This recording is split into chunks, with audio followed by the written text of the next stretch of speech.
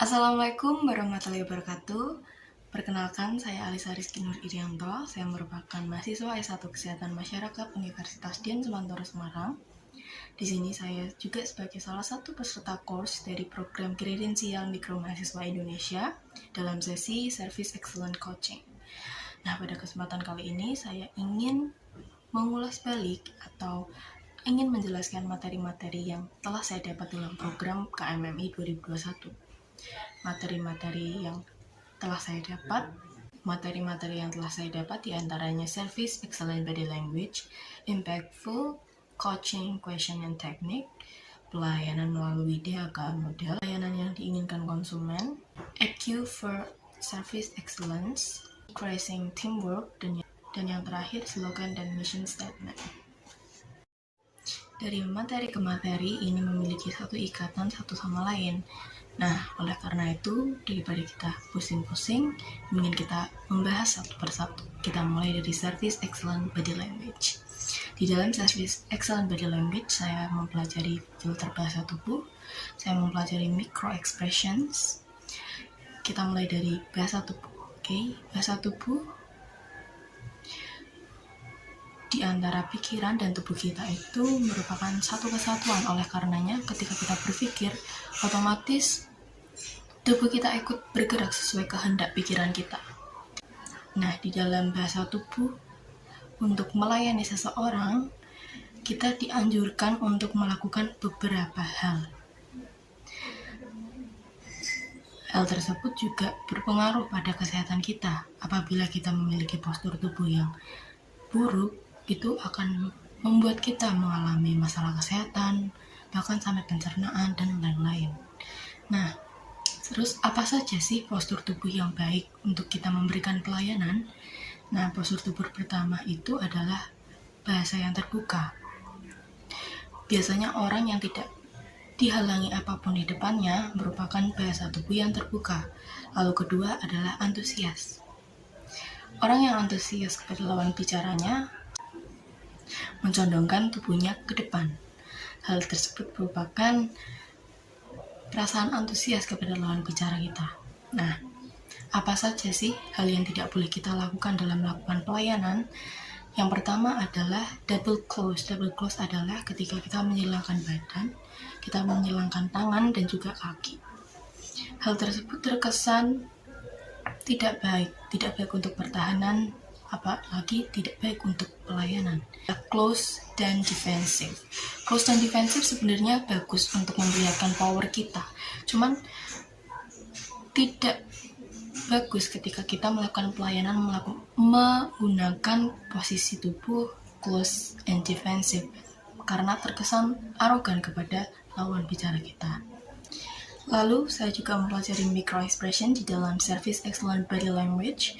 Nah, di dalam micro expression saya mempelajari ekspresi mikro. Ekspresi mikro merupakan ekspresi yang singkat, ekspresi yang sebenarnya ingin ditunjukkan untuk menyembunyikan perasaan seseorang, tetapi di dalam persembunyiannya itu selalu saja terlihat, oh orang ini marah, oh orang ini sedih, seperti itu. Jadi mikro ekspresi sebenarnya sulit untuk disembunyikan, walaupun tujuannya untuk menyembunyikan perasaan seseorang, seperti itu.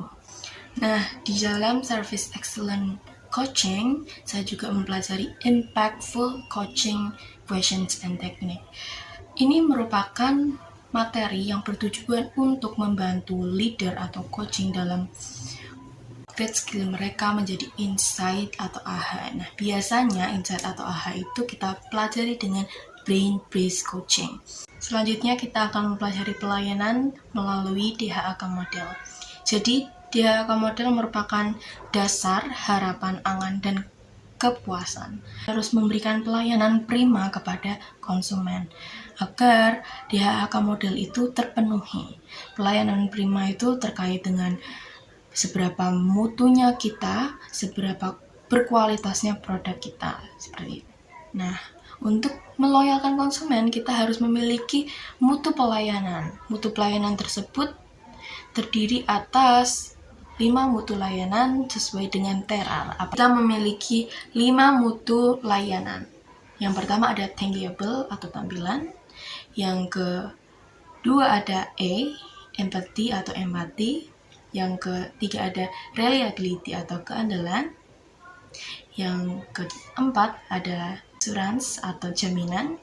Yang kelima ada responsiveness atau sikap. Nah, selanjutnya kita akan mempelajari tentang membangun kecerdasan emosional dalam melakukan pelayanan. Jadi di dalam kita membangun kecerdasan emosional dalam melayani customer, kita harus tahu apa itu hospitality. Jadi hospitality itu merupakan keramah tamahan.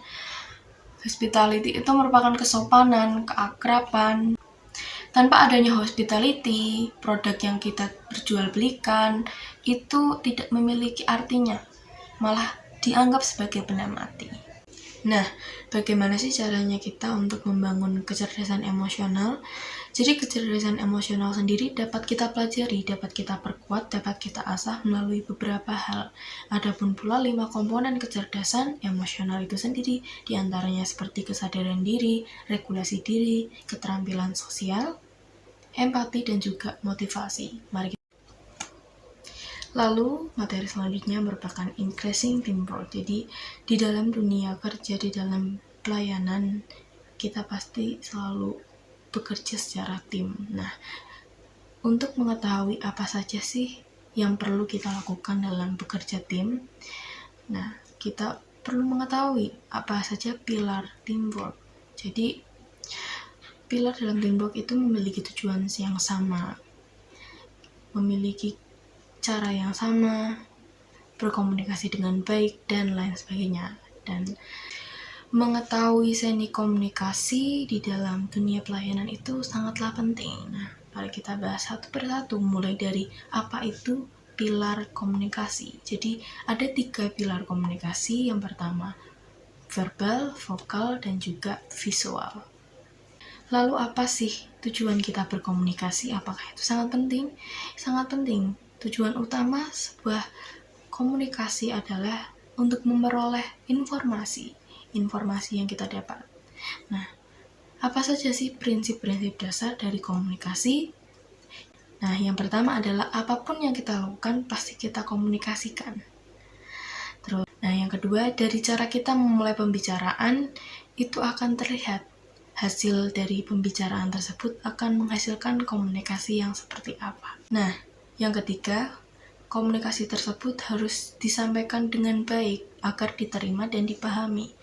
Oleh karenanya, kita menyampaikan pesan itu berpengaruh pada jalannya komunikasi. Lalu yang keempat, komunikasi kita tuh harus diterima dan dipahami, bukan alih-alih hanya untuk pesan yang ingin disampaikan. Nah, yang kelima atau yang terakhir itu hampir sama dengan poin keempat, ya, komunikasi itu harus dilakukan 2 arah, diterima dan juga mendapatkan feedback dengan baik. Dari terakhir terkait dengan slogan dan mission statement. Di dalam kita memberikan pelayanan, di dalam kita ingin memperjualbelikan produk, kita ingin memasarkan produk, pasti kita butuh slogan, kita butuh tujuan yang tinggi, kita butuh goals, kita butuh visi misi yang jelas. Lalu apakah itu misi? Jadi misi adalah penataan atau rumusan terkait dengan hal-hal yang ingin kita lakukan, hal-hal yang ingin kita wujudkan, hal-hal yang ingin kita lakukan itu diwujudkan dari visi. Nah, visi sendiri juga memberikan arahan pada kita, sekaligus batasan pada proses pelayanan yang ingin kita capai. Terkait misi dan visi, slogan juga sama. Jadi slogan merupakan kalimat yang singkat, kalimat yang menarik untuk menarik perhatian seseorang agar konsumen itu percaya kepada pelayanan kita dan nyaman untuk selalu datang pada kita. Cara merumuskan misi juga sebenarnya sangat sederhana, karena misi itu menggambarkan bagaimana pandangan organisasi kita, di mana segala sumber daya dan letak sumber daya dan gerak diorientasikan. Sama halnya dengan slogan itu harus dibuat secara menarik, singkat, padat, jelas, agar membujuk para customer untuk datang kepada kita. Nah, begitulah materi-materi yang saya dapat dan saya kaji, serta saya jelaskan kembali kepada kalian semua mengenai Service Excellence Coaching dalam program kredensial Mikro Mahasiswa Indonesia Udinus 2021. Saya Alisa, mohon maaf bila ada kesalahan baik yang disengaja maupun tidak disengaja. Terima kasih. Wassalamualaikum warahmatullahi wabarakatuh.